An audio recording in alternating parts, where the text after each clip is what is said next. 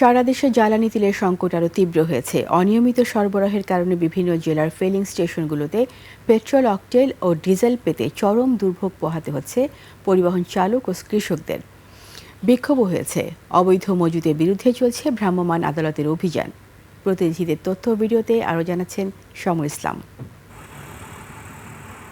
ঘণ্টার পর ঘণ্টা লাইনে দাঁড়িয়েও মিলছে না জ্বালানি তেল।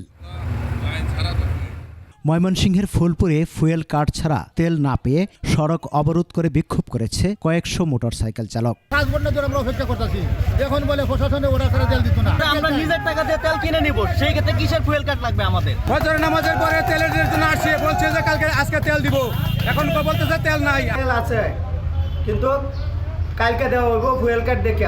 চুয়াডাঙ্গায় অবৈধ মজুত করা 5 ব্যারেল ডিজেল জব্দ করেছে ভ্রাম্যমাণ আদালত। এক ইউপি সদস্যকে 15 দিনের কারাদণ্ড ও 20,000 টাকা জরিমানা করা হয়। 6 দিন বন্ধ থাকার পর নারায়ণগঞ্জের বিভিন্ন পেট্রোল পাম্পে জ্বালানি সরবরাহ শুরু হয়েছে। সকাল থেকে সরবরাহ স্বাভাবিক হওয়ায় স্বস্তি ফিরেছে পরিবহন চালকদের মাঝে।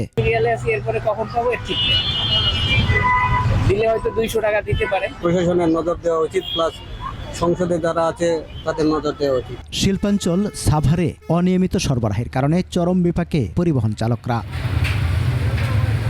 অনিয়মিত সরবরাহের কারণে পঞ্চগড়ের 29টি ফিলিং স্টেশনের বেশিরভাগেই চলছে তেলের সংকট। চরম দুর্ভোগে ভোক্তারা। নাটোরে প্রথমবারের মতো ফুয়েল কার্ডের মাধ্যমে জ্বালানি সরবরাহ কার্যক্রম শুরু হয়েছে। জেলার 32টি পেট্রোল পাম্পে সকাল 10টা থেকে এই সেবা চালু হয়। এছাড়া বগুড়া, বরিশাল ও রাজবাড়ী সহ দেশের বিভিন্ন জেলায় জ্বালানি তেলের তীব্র সংকটে ভোগান্তিতে ভোক্তারা। সমর ইসলাম, 21 টেলিভিশন।